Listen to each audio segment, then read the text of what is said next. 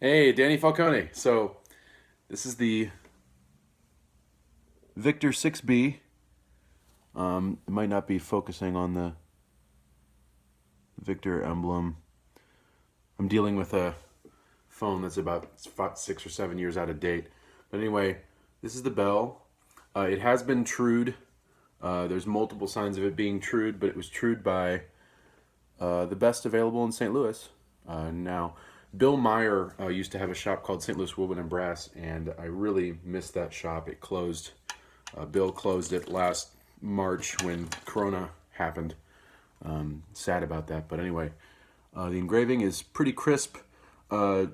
Most of the engraving still has lacquer on it, but as you can see, this is a player's horn. This is not necessarily a showroom, historical quality horn that's in flawless condition. It's really not. It's not in the best cosmetic condition. But what matters is how it plays. So I've played maybe 5 or 6 different 6Bs. I've played the early to mid 70s ones that have like copper on lead pipes and copper on bells. I've played like a 1955 or 54 vintage 6B that had slightly different finger buttons than this. They come down more. I kind of like these more. I think these are a little more comfortable. Big fat pearls on them. As you know, it's a 438 bore. This one plays just a little bit more open than most of the other ones that I've tried, but it's still pretty tight. So I haven't played a single note yet today. The mouthpiece I'm warming up on has about, you can probably tell that's about a 26 or maybe either a very tight 25 or a 26 throat. This is kind of a rare mouthpiece. This is an Amadi 7EW. Amadi Crazeless in the late 90s and early 2000s came out with their version of the Megatone. And compared to the Yamaha custom heavy mouthpieces, this borrows a lot of design features from that, but it's a little different and I like it a little more. So this is a medium shallow V/M bowl.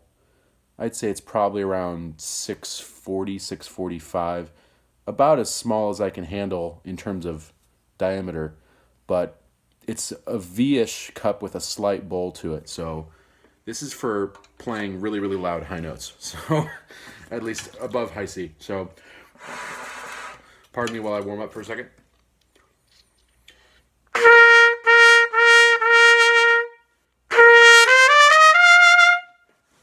I'll turn this slightly so you can get a slightly better room sound.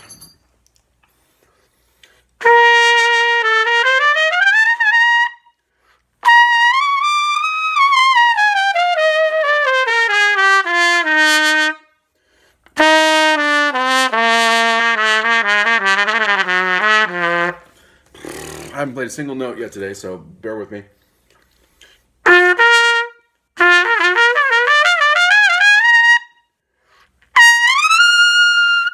So you can hear it's got a really nice ring above high C.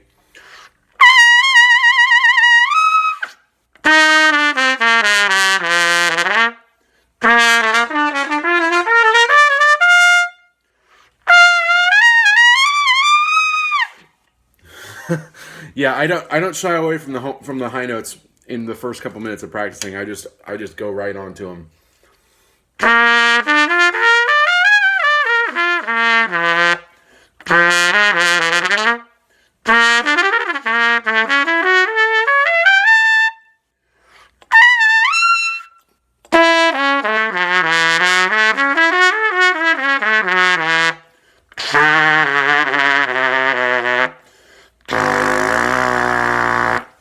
So, with a rather open, shallow cup, shallow V cup, this plays really well. So the next mouthpiece, a Schilke Baker. Schilke Chet Baker. Doesn't say Chet Baker, but this was designed for Chet in the mid-70s during his comeback. And it's got a star on it, which indicates that Scott Lasky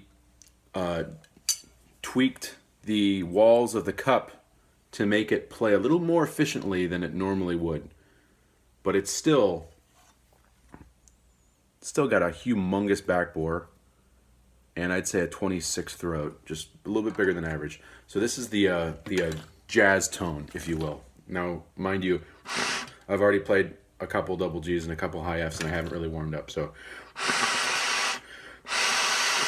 bear with me here.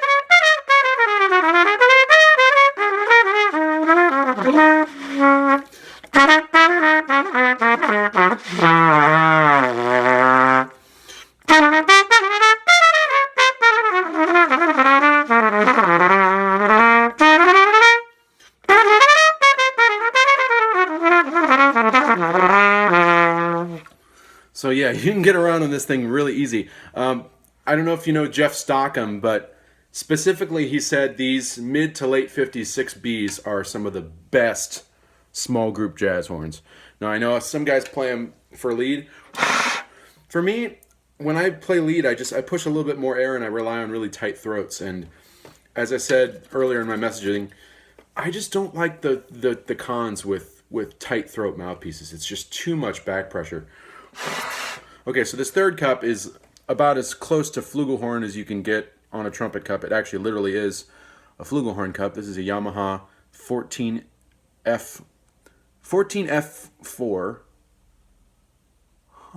Oh, MP. Yeah, that stands for melophone. So this is designed as a melophone mouthpiece. But if you've ever played one of these Yamaha 14F4 trumpet shanks, they work just fine on trumpet as well. I'm going to push my slide in quite a bit for this because this is a very, very deep and open cup.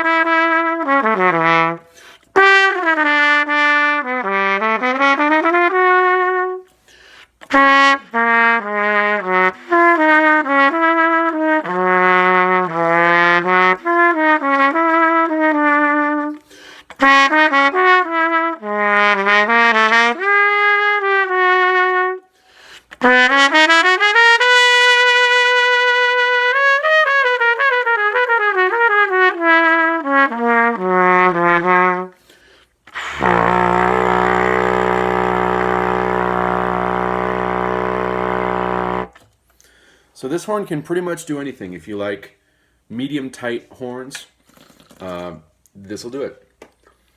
Let's see. That was a brief little snippet of a tune called "No Other Love" from, I think that was from the Fantastics or some show. I think I did a couple key changes in there though, a couple modulations. But this thing works great for small rooms, like medium small rooms. I feel like the small bore kind of fits a smaller room. Of course, this would, if you're used to pushing against that resistance, I mean, this thing can scream with the best of them. But with the 14F4, I can't scream quite as well. So here's a more in-depth analysis of the dark sound of the horn.